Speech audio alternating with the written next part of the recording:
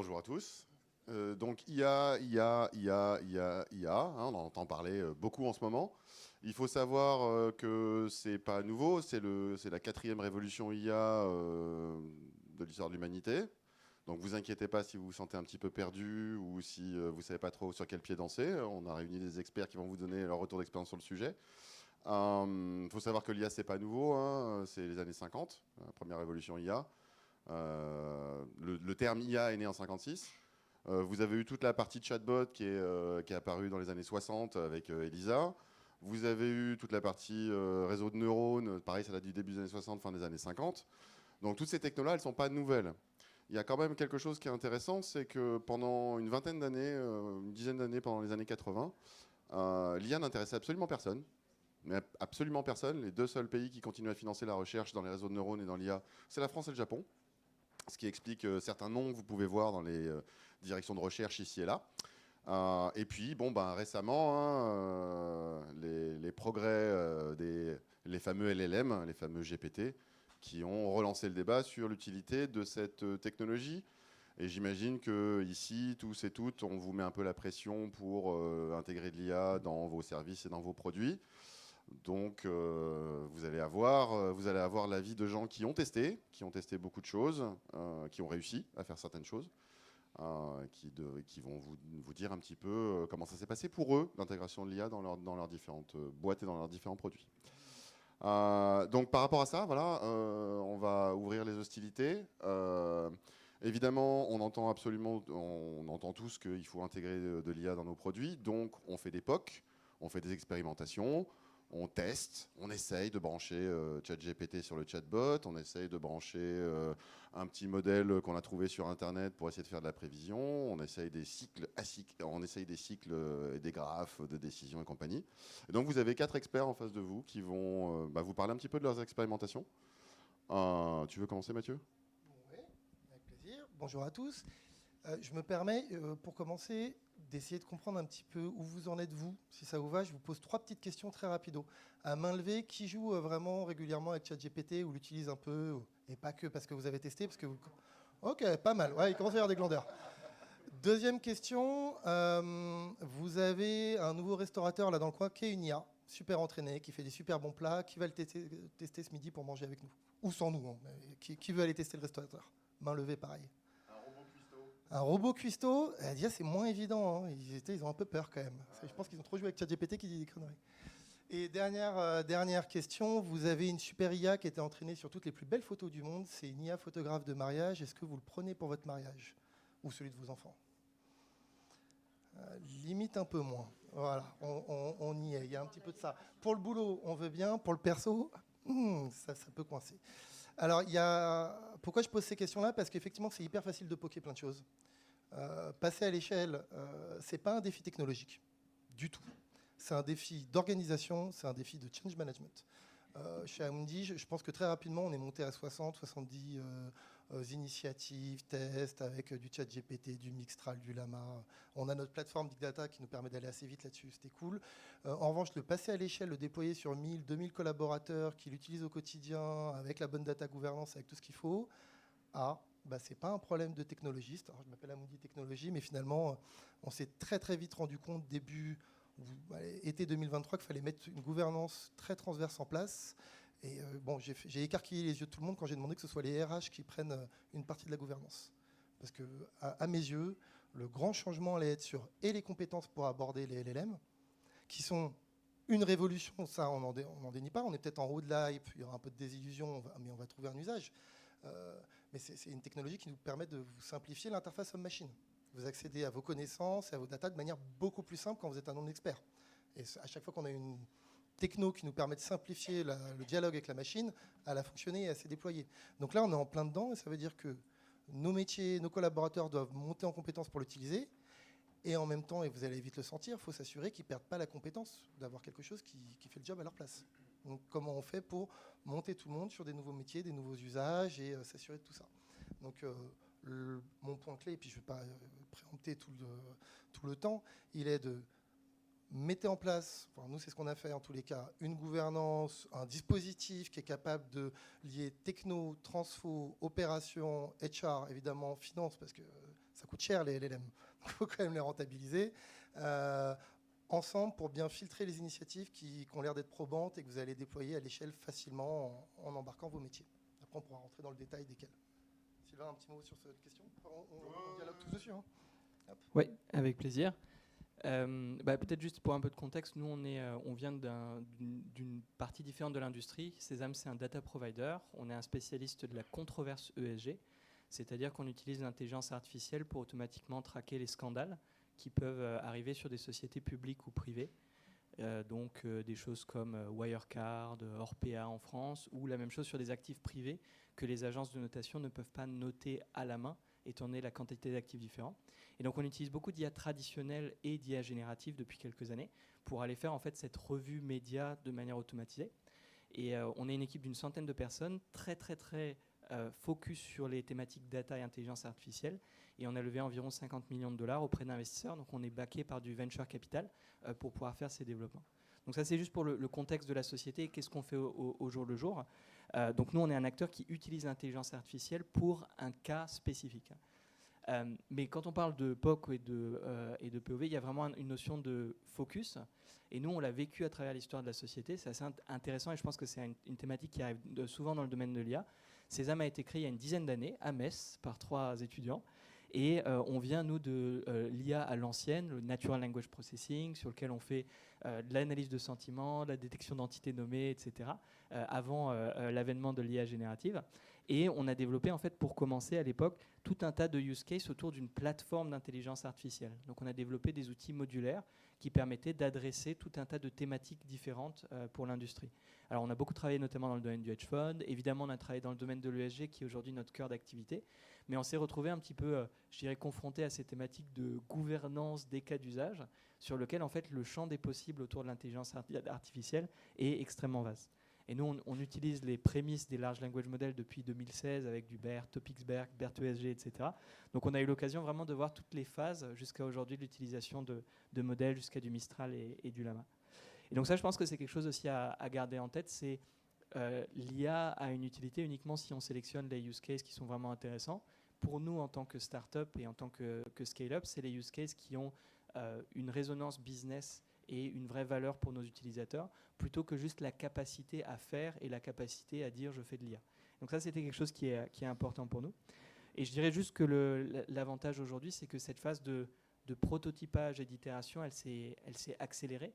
Donc nous, même dans notre use case qui aujourd'hui est vraiment la controverse ESG, cette détection de scandale ESG, on s'aperçoit que la création de nouvelles features d'IA a beaucoup accéléré ces 2 dernières années parce que l'avènement de l'IA générative permet de lancer des nouvelles features beaucoup plus vite grâce à ces LLM pré-entraînés. Ça ne veut pas dire que tout est plus simple, c'est plus rapide, mais on s'aperçoit aussi que parfois la gestion des outputs, notamment des LLM, reste très compliquée, qu'on peut avoir un petit peu de mal à finaliser les choses et avoir vraiment un bon contrôle de la data qui va être générée. Donc il reste des challenges très importants et le passage du POC à la production, c'est quelque chose qui reste quelque chose d'assez standard comme problématique dans l'industrie. Et en tout cas, pour nous, on a pu passer de cette étape de plateforme vers ce focus vraiment produit et use case spécifique. Bonjour, donc moi je suis Nicolas Rossignol, je travaille donc avec Scalnix au niveau opérationnel depuis 1 an environ, mais c'est une société que je suis depuis plusieurs années. Scalnix est une start-up française, créée il y a 5 ans. Donc elle est labellisée FinTech, Deep Tech, Finance Innovation. On a eu en 2023, cette année, le prix de la meilleure start-up à l'AM Tech Day 2023. Et c'est une start-up donc spécialisée dans l'utilisation de l'intelligence artificielle causale que l'on applique aujourd'hui pour faire de l'attribution de performance durable, donc incluant des facteurs financiers, extra-financiers pour les sociétés de gestion ou les investisseurs institutionnels. Et alors, je pense qu'il est effectivement intéressant de vous raconter un petit peu comment et rapidement comment Scalnix en est arrivé à fournir ça, l'attribution de performance, parce qu'effectivement on est passé comme Sésame un petit peu par les différentes phases sur quoi utiliser cette technologie d'intelligence artificielle causale. On est aussi, je dirais, c'est peut-être le point le plus important à retenir, la seule société française qui propose de l'intelligence artificielle causale. Est-ce que, quand je vous parle d'intelligence artificielle causale, est-ce que ça vous dit quelque chose ou pas? Parce que, bon, ok. Je pense que générative, prédictive, etc., ça c'est des choses que vous connaissez déjà et ou qu'on peut, on peut se douter de ce que ça veut dire pour le prédictive. L'intelligence artificielle causale, très rapidement, c'est c'est une méthode qui vous permet en fait d'identifier la causalité entre des variables, des données. Non pas la corrélation, mais la causalité. Jusqu'à aujourd'hui, finalement, toutes ces dernières années, moi ça fait plus de 20 ans donc, que je travaille avec des fintechs et dans l'asset management, dans le risque, la performance, etc. On a toujours travaillé avec des corrélations, des volatilités, des corrélations, les statistiques descriptives classiques et qu'on nous enseigne dans les écoles de statistiques, d'actuariat, etc. Il n'y a pas encore une université en fait, qui enseigne l'intelligence artificielle causale. Donc c'est vraiment une technologie très récente. Alors pourquoi intelligence artificielle? Parce que ça demande un entraînement sur des datas. Et pourquoi causal? Donc parce que, comme je vous ai dit, ça permet d'identifier, de quantifier l'impact que va avoir une variable sur une autre variable. Et juste pour être sûr que le message est bien passé sur l'IA causale, si par exemple vous avez une corrélation très forte entre deux variables, donc ça vous dit en fait qu'elles varient de la même façon, mais ça ne veut pas dire que quand l'une va bouger, elle va impacter l'autre. Et c'est souvent en fait les erreurs qu'on retrouve quand on fait de l'optimisation de portefeuille, de l'analyse de risque, des stress tests, où finalement on le fait sur la base de matrices de variance-covariance, donc statistiques descriptives classiques, et où in fine, quand la crise se produit, se produit pas ce qu'on attendait par rapport au modèle de statistiques basé sur des corrélations. Parce qu'il y a potentiellement en fait ce qu'on appelle des co-founders, qui sont des variables en fait cachées qui impactent ces deux autres variables. Donc effectivement, elles sont corrélées, elles varient de la même façon.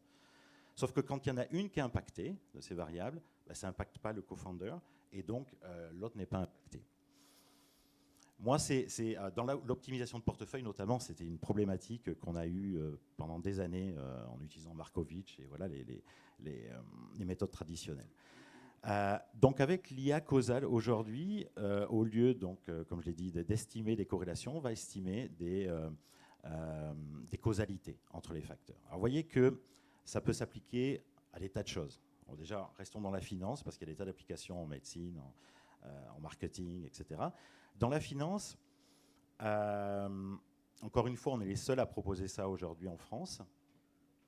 Et on est passé par des tas de POC donc, qui démontraient effectivement que ça marchait bien, qui démontraient que cette technologie, par exemple, permettait de faire des solutions de lutte contre le blanchiment, des solutions de détection de fraude sur un grand nombre de data. Qui permettait on a eu aussi des POC sur du pricing, du deep pricing d'instruments financiers, c'est-à-dire qu'au lieu de repricer des instruments par actualisation, des cash flows, etc. traditionnels, eh bien on peut simplifier les choses et donc avoir du pricing d'instruments qui est plus rapide, etc. avec la technologie d'IA causale. Donc des tas de POC avec des sociétés partenaires, des sociétés de gestion partenaires, des POC qui ont été successful au niveau technologique, mais qui n'ont pas permis effectivement forcément d'en faire un produit. Donc en fait, pendant plusieurs années, on avait une plateforme qui permettait de construire donc, des arbres de causalité, donc un arbre, ce qu'on appelle un DAG dans le jargon, que maintenant vous connaissez, mais qui est donc un arbre qui permet de décrire les relations de causalité qu'il y a entre les différentes variables. Et donc notre plateforme permettait de faire ça, on proposait ça, et finalement, vous voyez qu'il y avait un maillon manquant pour que ça fonctionne et qu'on puisse en faire un produit. Donc du coup, on a testé des use cases différents, comme j'ai dit, et on s'est focalisé aujourd'hui sur celui qui nous a permis de faire un produit.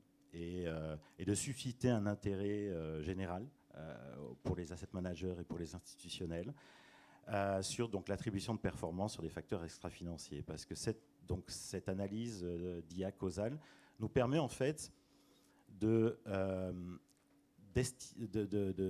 calculer la contribution des facteurs extra-financiers à la performance d'un portefeuille et également la contribution des facteurs financiers à la performance de ce portefeuille. Donc en fait de distinguer parmi la contribution extra-financière de la contribution financière et in fine pour les sociétés de gestion qui ont investi énormément dans toutes ces datas et dans l'ESG, dans l'investissement responsable. Notre objectif est de leur permettre aujourd'hui, avec notre solution, de calculer, de mesurer en fait la contribution de leur politique d'investissement ESG à la performance des portefeuilles. Et ça, c'est vraiment intéressant parce que ça permet finalement pour une société de gestion d'avoir son ROI sur sa politique d'investissement responsable et de la communiquer aussi à ses clients. Voilà, je vais laisser là. Non, mais je vais faire très rapide. Je vais pas revenir sur ce qui a été dit en termes de complexité de passer d'un POC à un modèle industriel. Ça a été largement évoqué. Je suis 100% d'accord. On est complètement aligné sur le fait qu'évidemment, il y a une logique de transversalité, de ressources humaines, etc., qui est un peu plus complexe. Moi, la particularité que j'ai peut-être ici dans ce panel, c'est que j'ai toujours été sur une logique commerciale de distribution. L'Innovative Platform, elle est rattachée à la plateforme de distribution de l'asset manager. Et puis en parallèle, je préside une activité qui s'appelle Money One, qui fait de la distribution d'épargne digitale B2C en ligne. Et pour moi, l'IA amène aussi une logique de step 2 de la désintermédiation. Le sujet principal qu'on a quand on fait de la distribution d'épargne digitale, c'est qu'on essaye de transformer via un canal web la capacité de consommer de l'épargne comme on fait comme un bien de consommation traditionnel. Et le frein principal, il est toujours situé au niveau de l'onboarding du client, puisque on vient demander à quelqu'un de répondre à des tonnes et des tonnes de questions pour avoir la capacité d'aboutir à la capacité d'épargner. C'est un peu comme si, quand vous alliez acheter une voiture, on vous demandait d'évoquer ce qu'est un carburateur, comment fonctionne une transmission, etc. Ça ne marche sur aucun bien de consommation, hormis l'épargne, où là, vous devez avoir fait des études longues pour avoir le droit d'investir 50 balles sur un produit d'épargne, ce qui est un peu stratosphérique, mais c'est comme ça. Et donc, on a une vraie volonté de venir utiliser les technologies d'intelligence artificielle et notamment générative dans cette capacité de créer une interaction avec le user qui soit beaucoup plus simple, évidente, dans le parler, phrasé classique, et qui amènerait à une capacité de venir répondre aux contraintes réglementaires et donc de venir faire l'onboarding via les KYC, les diligences qui vont bien. Et là-dessus, il y a pas mal de choses à faire. Et pour faire une petite divergence par rapport il y a évidemment des sujets d'acculturation au niveau de l'entreprise, mais il y en a aussi au niveau du user, de manière à ce qu'il appréhende les choses de la bonne manière. Et quand on consomme de l'épargne, on est toujours un petit peu atypique, on est toujours un petit peu bizarre quand on doit investir son argent, quand on doit acheter de l'argent. C'est-à-dire qu'on veut, on veut de la désintermédiation, on veut du digital, mais en même temps on veut du sérieux. On veut plus de son banquier, mais en même temps on est très content quand on sait que l'actionnaire de la structure est une banque. Voilà, on vit toutes ces choses-là. Donc il y a aussi un lien fort et important avec le user. Mais je pense que c'est une technologie qui clairement peut révolutionner la capacité d'onboarder par quelque chose de beaucoup plus direct. De toute façon, ça va faire partie des sujets qu'on va aborder un petit peu plus tard aussi. Juste rapidement, comme ça, vous en êtes à peu près en ordre de grandeur à combien d'expérimentations chacun? En ordre de grandeur. Hein. Expérimentation, vraiment ce qu'on va dire POC, une centaine. En termes de communauté de gens qui savent le faire par eux-mêmes maintenant, je dirais que j'ai une bonne centaine, 150 personnes à peu près chez Amundi qui est autonome. Et à l'échelle, donc Production Ready pour l'interne d'Amundi Asset Management, on a déjà 6 initiatives. Okay. Et pour nos produits Amundi Technologies qu'on met sur le marché, y a la plateforme Generative AI sécurisée qui est un produit en lui-même qui existe. Et après, intégré sur les autres produits d'Amundi, il y a sur la plateforme Wells, il y a déjà quelque chose qui est en train d'arriver, mais je n'ai pas le droit de vous le dire. Tu nous le dis pas alors. Sylvain ? Et pour nous, on a fait 4 branches produits autour de l'IA. On a sélectionné in fine une okay. sur la controverse ESG. essentiellement drivé par le besoin marché. En fait, c'est ce qui a explosé côté business. Et donc, c'est comme ça que la sélection s'est faite, la sélection un peu naturelle. On va des y use venir, cases. mais je pense qu'on est tous d'accord autour de cette table. Et nous, je pense, ouais, on a dû avoir environ 4 à 5 branches produits aussi, avec deux use cases à peu près, donc une dizaine de use cases, et sélection naturelle aussi pour le produit. Et nous, côté La Française, on gère 20 fois moins qu'Amundi, donc on a 20 fois moins de choses mises en place. C'est à peu près ça. Et donc, on est aux alentours d'une dizaine à peu près. Ouais. Dans la salle, juste par curiosité, certains d'entre vous ont déjà lancé des initiatives, j'imagine. Qui a plus de 10 expérimentations en cours autour de l'IA? 5? Une? Ok, bravo. Mais comme vous avez entendu les gens autour de cette table, faire des expérimentations, c'est relativement facile. Hein. On a un dicton dans le monde merveilleux de l'IA, c'est il faut 2 jours pour faire une super démo, il faut 2 ans pour faire un bon produit. Donc ce qui est intéressant, c'est alors ce que certains verraient comme des taux de déchets. On fait beaucoup d'expérimentations, il y a peu de produits qui sortent. Mais en même temps, les produits qui sortent grâce à ces nouvelles technologies sont aussi de meilleure qualité. Vous avez entendu beaucoup parler d'humains, d'onboarding, de métiers.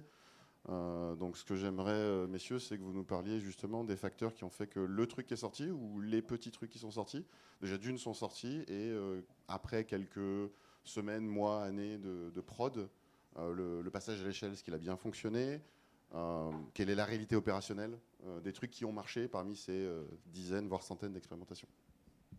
Yes, du coup, c'est plutôt une question sur la méthode. On vient de se dire que c'est pas qu'une hype, c'est une vraie révolution parce que ça simplifie l'interface homme-machine. Ok, Microsoft qui est derrière, hein, généralement quand ils s'approprient une innovation, ils nous la mettent dans la vie du quotidien.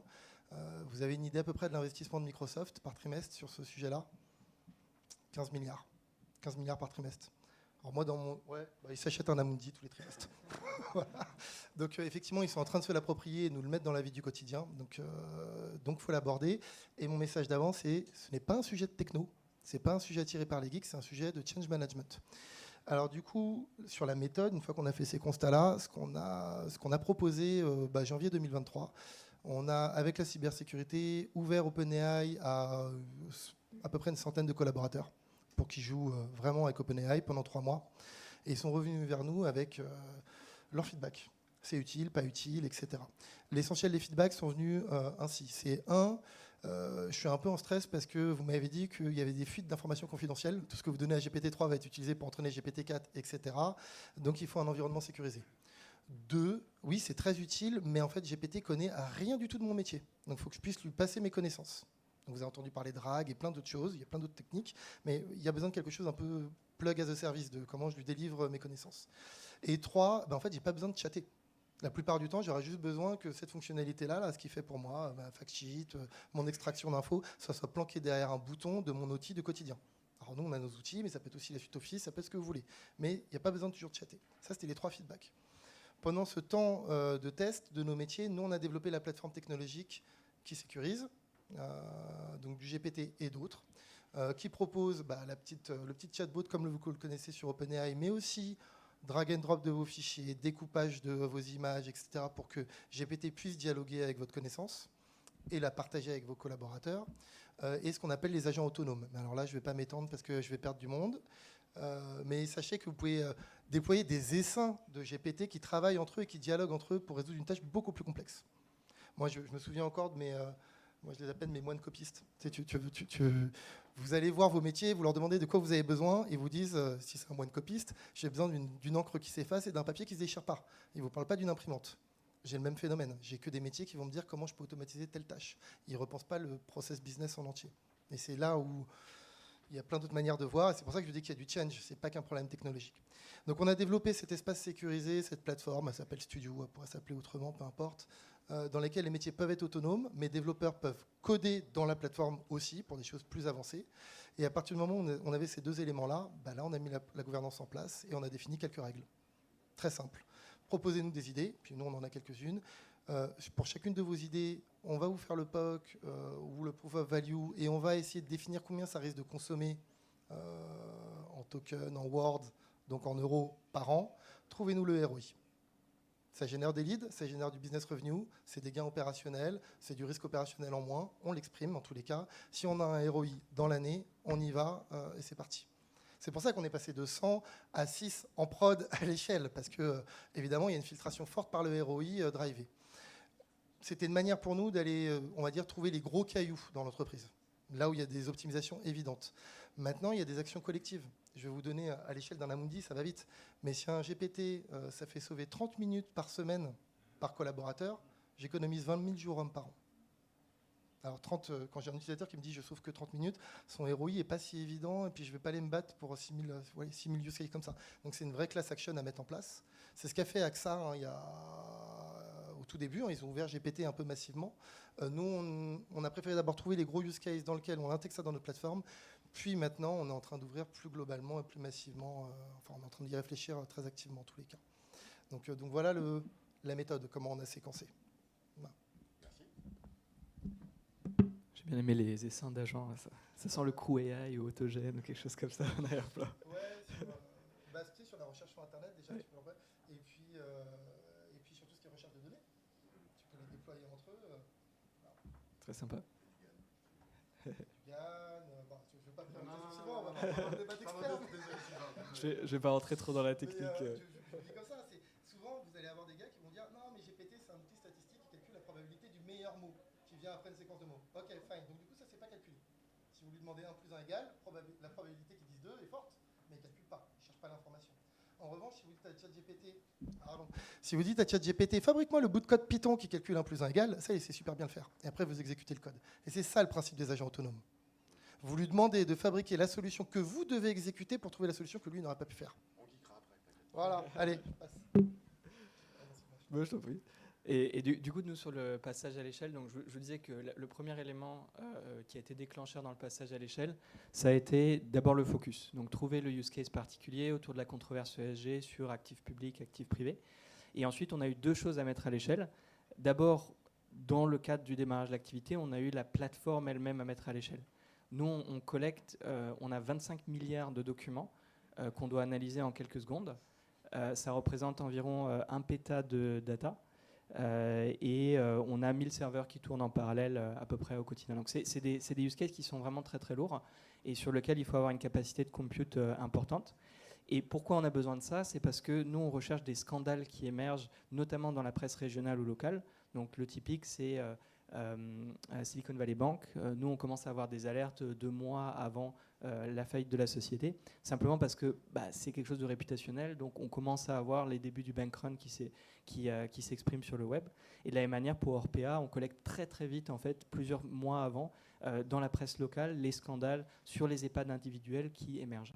Et donc c'est ce genre d'informations qui sont importantes et qui nécessitent pour nous d'avoir cette quantité de données dans une centaine de langues différentes. Et alors là, on dit c'est des sujets humains. Là, il y a eu un vrai sujet technologique parce que c'est vraiment à la pointe de ce point de vue-là. Et donc, on a mis pas mal de temps en fait à être en capacité de traiter cette quantité d'informations aussi rapidement. Et ça s'est exprimé d'abord sur des sujets data engineering, etc. Il fallait un data lake absolument monstrueux. Il fallait pouvoir organiser ces armées de serveurs qui travaillaient ensemble, etc. Et puis, progressivement, ça s'est aussi exprimé sur la partie intelligence artificielle parce que nous, on a une dépendance à la rapidité du calcul, en fait, ce qu'on appelle l'inférence. C'est-à-dire qu'on peut tester avec le plus gros modèle du monde, n'empêche que quand on l'exécute sur 25 milliards de documents, chaque microseconde compte. On a besoin d'avoir une réponse en quelques secondes. Voilà, la microseconde, une fois multipliée par 25 milliards, commence à avoir un impact assez significatif. Et donc ça, c'est les facteurs de scaling purement technologiques qu'il a fallu prendre en compte. Et je pense que pour nous, je pense que je veux exprimer, c'est ne pas négliger l'aspect data dans l'intelligence artificielle. L'aspect data peut être en fait un facteur important de déclenchement du scaling ou de blocage du scaling. Je sais que nous, ça a mis du temps pour passer à l'échelle. Et par contre, ça a créé une barrière à l'entrée, une différenciation qui est absolument phénoménale après.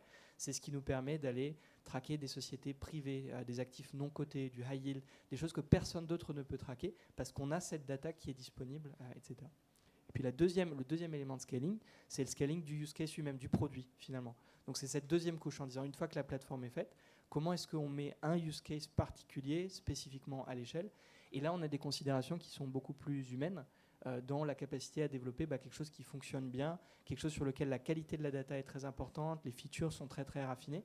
Et c'est de la même façon quelque chose qu'il ne faut pas négliger parce que la plupart des IA génératives notamment, elles vont faire 80% du taf très rapidement, très bien, mais les 20% restants sont un peu gênantes pour les utilisateurs. Et du coup, nous, on fait beaucoup de fine-tuning, par exemple, de modèles. Donc, on va prendre un Llama 2, Llama 3, on commence, mais bon, c'est assez récent, ou un Mistral, et on va le fine-tuner pour se comporter comme un analyste ESG selon un framework particulier afin de répondre à une tâche et de dire cet article correspond ou non, effectivement, à une controverse avérée. Et ça, c'est quelque chose qui demande pas mal de travail pour arriver non pas à 80%, mais le plus proche possible de 100% et aller jusqu'au bout du processus. Et quelque chose qui nous a beaucoup aidé là-dedans, c'est juste... comme tout le monde, des compétences de développement correctes, une organisation agile, vraie organisation agile, avec des features livrées de la bonne manière, avec une co-création de la roadmap produit. Et ça, je pense que c'est pas à négliger. L'IA, c'est pas de la magie, c'est un des outils qui permet ensuite de développer un produit. Et le stack de développement produit doit être tout aussi compétent qu'il l'était avant pour délivrer at scale. Voilà, donc c'était nos 2 challenges, nos plateformes et sur le produit lui-même. Et ça nous a permis d'avoir un bon produit pur software as a service, avec dashboard, API, etc. Très facile à consommer, mais ça a demandé des étapes progressives dans cette expérimentation. Je me permets de te faire une toute petite remarque sur ton truc, puisqu'on a vécu ce sujet-là. Donc, déjà, excuse-moi, je minimise pas du tout l'enjeu technologique, je sais à quel point c'est dur. Je dis juste que dans tous nos enjeux, surtout côté consommateur, évidemment, il y a la culture du change. Et sur ton exemple très précis, je l'ai vécu parce qu'on a fait ce côté analyse de controverse avec des IA. Et donc c'était top. Avant c'était à la main, et donc on ratait beaucoup de choses évidemment. Et donc j'ai des analystes formés à ça. Et puis là maintenant ils ont une IA qui leur amène plein de warnings. Ça clignote sur des dashboards de tous les côtés. Et du coup mes analystes ils sont plus là maintenant pour détecter ils sont là pour détecter les faux positifs. C'est plus le même métier, c'est plus la même compétence du tout. Et vous les voyez maintenant, les nouveaux vagues de stagiaires qui sont en train d'arriver sur les desks d'analyse ESG, ils développent tout en Python. C'était pas du tout les mêmes qu'on avait avant, c'était des écoles de co. Donc vous voyez cette culture du change, des changements de compétences, et ça c'est du temps long. Ça se fait pas en un claquement de doigts, c'est pas un delivery de la last features, du sprint, du je sais pas quoi. Non. C'est pour ça que je voulais que les RH soient embarqués dès le début, parce que c'est à eux de nous guider. Ils sont en train d'apprendre en marchant aussi. Mais c'est à eux de nous guider parce que c'est du temps long de changement de nos collaborateurs. Enfin, des compétences, pardon, pas des collaborateurs. Je recommande du coup d'utiliser la donnée Sésame pour éviter ça. Très très bonne donnée. Mais je pense que c'est vraiment intéressant. Il faut savoir que nous, notre principal compétiteur qui s'appelle Reprix sur le marché fait la même tâche avec 250 analystes humains aux Philippines. Et nous, en fait, c'est ça qu'on cherche à faire en fait. Et c'est le niveau de qualité qu'on doit atteindre. Et nous, on passe notre temps à remplacer cette analyse humaine justement par l'intelligence artificielle. Et ça marche très très bien en fait. Et aujourd'hui, ça marche très bien aussi grâce à l'intelligence artificielle générative, ce qui n'était pas possible il y a quelques années. Mais maintenant, on peut se dire, avec le bon fine-tuning, on n'est plus obligé de sacrifier de la qualité de la data quand on utilise l'intelligence artificielle. On peut arriver au même niveau, mais bénéficier de l'automatisation. Et ça, tu peux donner la valeur ajoutée de l'humain en bout de chaîne au lieu de le donner en début de chaîne aussi. Exactement. On fait de la notation. C'est une très bonne question. On se la note dans un coin. On va laisser nos 2 camarades prendre la parole aussi, et puis on va effectivement revenir dessus. Mais oui, c'est un des gros problèmes. La qualité data, c'est un vrai gros problème.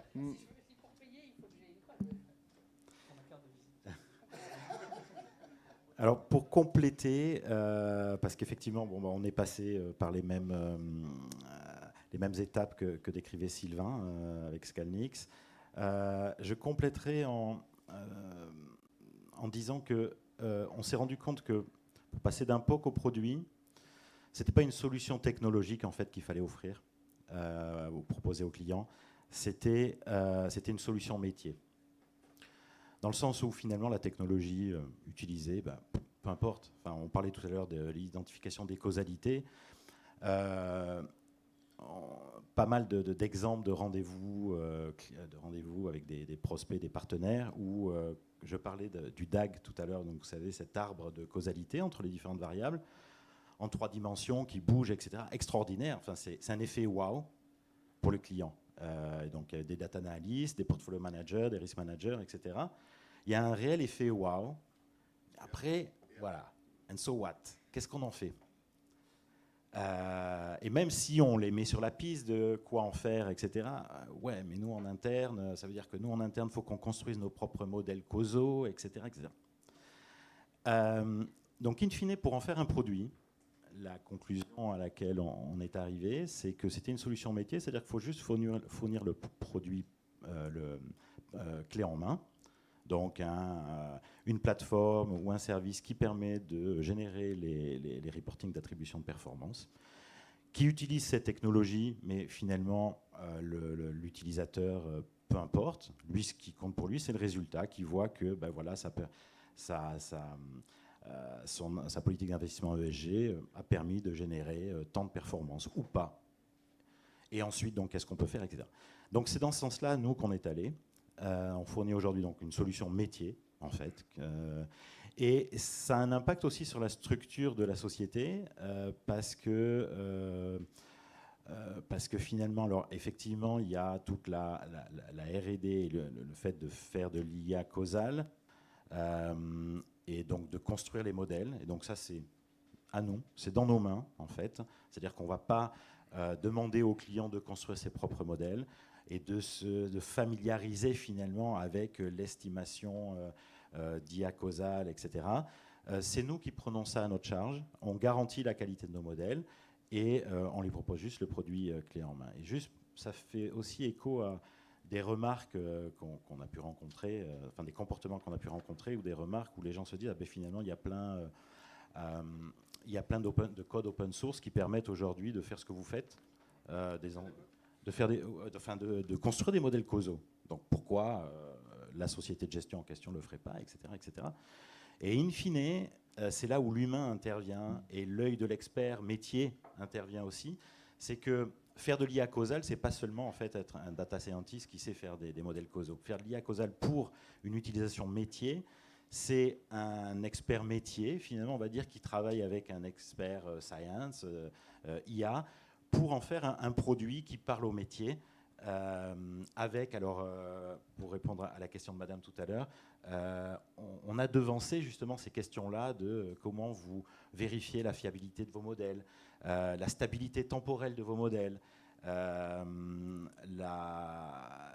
pouvoir explicatif de vos modèles au niveau causal, etc. etc. Et si on n'avait pas fait ça, on serait resté dans l'effet wow, mais pas un vrai produit. La question d'origine, c'était qu'est-ce qu'on avait passé en modèle industriel, un peu. C'est à peu près ça, ouais, ok. Alors nous, on a déployé effectivement un GPT-like sur 100% par contre des postes users, et on les parallélise avec des formations d'utilisation. Ça fait partie de notre logique d'acculturation. On a intégré par le biais de Presta également, alors il y a des sujets on-prem, etc., j'en reviendrai un peu tout à l'heure, mais des sujets de tout ce qui est logique de traduction. C'est-à-dire que là, aujourd'hui, voilà, on automatise à peu près la traduction d'à peu près tout via des logiques d'IA. Et donc, voilà, ça permet aussi, vu que c'est des métiers très spécifiques, parfois avec des terminologies très spécifiques, de venir faire évoluer un petit peu les choses et aller dans le bon ordre. Même manière sur des sujets très marketing, génération de vidéos, des choses comme ça, avatar, etc., tout ce qui va avec. Et puis en parallèle, alors nous on est filiale d'un groupe bancaire, donc Crédit Mutuel, CIC pour ne pas le citer, qui est entreprise à mission et qui a comme particularité dans sa logique d'entreprise à mission d'avoir différents critères, et dont un qui est la préservation absolue totale de la data, qui est un peu ayatollesque de ce point de vue-là, à raison de mon point de vue. Voilà, ça fait aussi partie du jeu. La sécurité là-dedans va être fondamentale. Et donc on a intégré pur et dur une cognitive factory qui vient faire des développements spécifiques sur des outils complètement internes. Et notamment, il y a en déploiement et en production tout ce qui va être effectivement chatbot, etc., mais serveurs vocaux avec reconnaissance, etc., etc. Donc il y a pas mal de sujets qui sont mis en place, avec la particularité, encore une fois, qu'il y a pas mal de choses qui se doivent d'être développées in-house. Alors c'est jamais du 100%, hein, mais voilà. mais voilà, exactement, et qui permettent de sécuriser, de respecter les règles de l'entreprise à mission. Et ça tombe bien parce qu'on est assez philosophiquement d'accord avec ça, c'est qu'on considère que chacun doit faire son métier. Nous, on est gérant d'actifs, donc qu'est-ce qu'on implémente comme IA pour optimiser nos process de gestion? On est distributeur d'épargne, qu'est-ce qu'on peut exploiter en termes d'IA pour optimiser notre distribution d'épargne? Et puis tout ce qui va être connexe, il y a des gens très compétents pour le faire. Vous parliez d'extra-financiers, par exemple. On fait évidemment des gestions ESG, qui n'en fait pas aujourd'hui. Mais est-ce que oui, nous, on a intérêt à intégrer 50 analystes pour faire ce job-là, ou plutôt de venir se pluguer sur des gens qui, matin, midi et soir, réfléchissent à l'intégration de la technologie pour venir le faire? Donc c'est évidemment des questions qui nous intéressent et pour lesquelles, en tout cas, moi, j'ai un avis très clair. Chacun son métier. Et voilà. Et donc, aujourd'hui, je pense qu'on est à peu près tous d'accord, il n'y a pas une industrie, qu'elle soit autour de l'industrie financière ou quelque industrie que ce soit, qui n'intègre pas aujourd'hui des notions d'IA en tout cas qui commence à s'y intéresser, à les intégrer. Et donc, à terme, je crois que de manière assez naturelle, que ça soit direct ou indirect, on sera tous utilisateurs d'IA et on optimisera tous nos process de manière directe ou indirecte à travers l'IA. Voilà. Mais on l'est déjà en fait, c'est ça qui est fascinant, c'est-à-dire que le cycle de Gartner avec lequel vous êtes tous familiers, c'est que de toute façon, une fois que la partie magique de la technologie, dès que ça devient juste un bouton, comme disait Mathieu, qui est planqué dans votre Office, Word, Google ou peu importe, on oublie toute la technologie qu'il y a derrière et tous les efforts qu'il a fallu fournir pour créer cette technologie. Il y a un correcteur orthographique et de grammaire dans tous les logiciels. S'il intégrait directement au niveau du système maintenant et qui marche très très bien, ce n'était pas le cas quand moi j'ai fait mes études. Du coup, je fais pas de faute d'orthographe. Mais voilà, typiquement, on sera tous utilisateurs de l'IA. Oui, alors bon, moi j'ai un problème philosophique avec ça puisque mon job est d'enseigner à des jeunes à montrer leur intelligence et leur valeur ajoutée. Donc ils sont en fait en concurrence avec ces IA-là. Mais effectivement, on le sera tous. On avait prévu de terminer cette table ronde par des perspectives d'avenir, mais en fait, la question de la gouvernance de data s'est imposée d'elle-même. Vous en avez parlé assez librement. Data présent, passé, futur. De toute façon, garbage in, garbage out, tout le monde le sait. Si vous créez votre modèle sur des données erronées, il va vous prédire des choses erronées, quoi qu'il arrive. Comment vous avez abordé ce problème-là? Comment est-ce que vous le gérez et comment est-ce que vous envisagez les impacts futurs? Alors, il y a plein de questions dans la question et ça dépend vraiment des business cases. Donc là, il faut rentrer un petit peu dans le détail. Alors oui, vous avez raison. Derrière l'IA, c'est la data gouvernance qui se cache et c'est ce sujet qu'il faut tacler. Chez Amundi, on ne fine-tune pas de modèle. Pour l'instant, les modèles larges nous suffisent largement. Pas vraiment de business case qui sont taclables en dessous de GPT-4. Donc on est très open source. Hélas, pour l'instant, on n'a pas quelque chose qui est à niveau. On les teste, on joue avec, mais on ne le déploie pas en prod. Donc on utilise essentiellement GPT-4 Turbo. Et maintenant, si je regarde des business cases, typiquement, la plupart de ceux qu'on a déployés aujourd'hui, je vais prendre l'exemple de la compliance. Typiquement, la compliance me donne la liste des règles régulateurs, la liste des règles internes, tout plein de choses. Et puis on passe au crypt, tout le marketing, le matériel marketing. Et on va détecter tous les statements qui peuvent provoquer un breach ou qui ne sont pas équilibrés, etc. À la fin des fins, c'est un énorme alerting envoyé à un compliance officer qui va revoir. Et donc, c'est toujours un humain qui pousse le bouton à la fin. Alors après, on lui facilite la vie, on lui donne les logs, on lui highlight là où il y a les problèmes et pour quelles raisons on a trouvé un problème. Deuxième point clé, et je ne veux pas tout présenter, il reste que 3 minutes, on n'a pas GPT qui nous donne de l'information. On a GPT à qui on passe dans un contexte ou à travers un RAG des éléments de connaissance qui viennent de nos documentations, de nos bases. Donc quand GPT formule une réponse sur notre plateforme, il y a un petit bouton source. Ce n'est pas une black box, ce n'est pas une white box, mais bouton source lui remonte tous les chunks, tous les paragraphes de connaissances qui ont été utilisés pour former la réponse. Et ce paragraphe de connaissance est adressé à telle base ou à tel PDF, à telle page. Donc l'analyste ou l'humain à la fin peut remonter jusqu'à l'origine du problème. On ne parlera pas de data governance et contamination sur d'autres cas d'usage, mais ça sera peut-être pour une prochaine fois.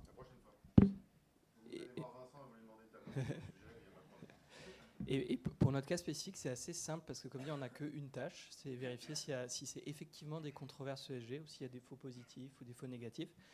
Et on fait ça via des annotations humaines, donc on compare à ce que dit un être humain avec ce que dit la machine.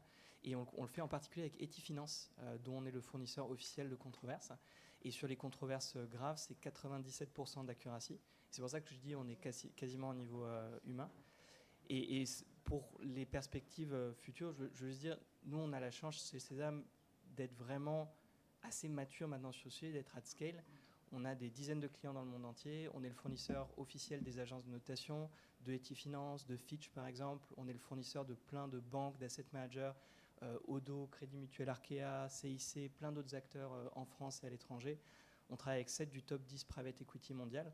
Et donc, une fois qu'on a atteint ce scale et que le use case est bien fine-tuné pour que la qualité de la data soit bonne, c'est vraiment un enablement qui est génial. On peut faire des choses... Alors, de certains avec lesquels on a des partenariats, en particulier Etifinance, parce qu'on a un produit en commun là-dessus, sur lequel on co-vend. Après, on ne peut pas le faire dans tous les cas, hein, il y a des aspects confidentialité. Mais ça donne des use cases vraiment géniaux. On fournit par exemple ERM, la plus grande boîte de consulting ESG du monde, de 10 000 salariés. Et à chaque fois qu'ils vont faire un check de controverse sur des actifs privés, par exemple, il y a une mine au Brésil qui va être achetée par un fonds de private equity, ils vont dans notre plateforme, ils regardent s'il y a de la controverse. L'actif peut être ultra local, sur de la donnée en portugais, peut-être il y a un sujet human rights. Ils vont récupérer la data et l'analyser, la processer automatiquement en quelques secondes. Ou alors un Ostrom, High Yield Asset Manager français, vous connaissez Ostrom, qui nous utilise pour la détection de controverses sur des boîtes de petite taille, des Kiloutou, ce genre d'acteurs. Et pour aller dire, ces acteurs, personne ne les couvre. Les agences de notation ne pourront jamais manuellement couvrir ces acteurs. La seule solution qu'on a, c'est de faire de l'intelligence artificielle. Et à condition que la qualité de la donnée soit suffisante, ça permet de manière vraiment géniale d'avoir cette data à ses cœurs pour les processus d'analyse. Donc c'est franchement enthousiasmant. Une fois que le scale est là, il y a plein de belles applications qui se développent. Alors nous, chez Scalnix, déjà on travaille avec les données de nos clients. Donc déjà, ça, voilà, c'est les données ESG que nous fournissent nos clients, etc. Donc on se repose sur eux, on va dire, pour la qualité de ces données. Ensuite, pour la qualité des modèles que nous, on génère. Donc comme je dis, on a construit des indicateurs qui sont parlants pour les clients. Mais c'est aussi l'IA causale est aussi une IA white box, c'est-à-dire que complètement transparente dans le sens où vous voyez vraiment l'arbre causal généré et donc vous pouvez l'explorer, comme je vous ai dit tout à l'heure, en le manipulant, etc. et l'ajuster. Voilà, c'est là où c'est l'autre point très intéressant de l'IA causale, c'est que vous pouvez l'ajuster et du coup, ou in fine, ça vous apporte la transparence. Et puis, comme on a dit tout à l'heure, que finalement, la vérité est peut-être entre l'automatisation complète et l'humain, c'est ce que permet de faire l'IA causale. En 30 secondes, quand j'évoquais tout à l'heure les sujets d'onboarding, donc l'IA elle va venir alimenter un onboarding client. Je sonne en parallèle, c'est normal. C'est la fin du temps réglementaire. Voilà. Donc en fait, ça va venir alimenter automatiquement effectivement des diligences, un KYC, mais qui in fine sont relues et avalisées par le user lui-même. Donc de facto, c'est lui qui est souverain sur sa propre data. Et pour le reste, à ce stade, en tout cas, on exploite exclusivement de la data interne. Donc, ça ne veut pas dire qu'elle est parfaite, mais, mais en tout cas, on considère qu'elle se doit être le plus parfaite possible. Et en tout cas, on la maîtrise. Voilà. Voilà, comme ça, on a pu adresser la question de la data qui devrait probablement faire l'objet enfin, comme vous avez pu le comprendre, ces messieurs peuvent parler pendant des heures de à peu près tous les sujets qu'on a abordés. On est très limité par 45 minutes. Donc là, c'est la fin. Je vous encourage chaudement à aller les embêter la prochaine fois que vous les voyez en pause et leur poser des questions plus pointues. Et voilà. Donc, merci.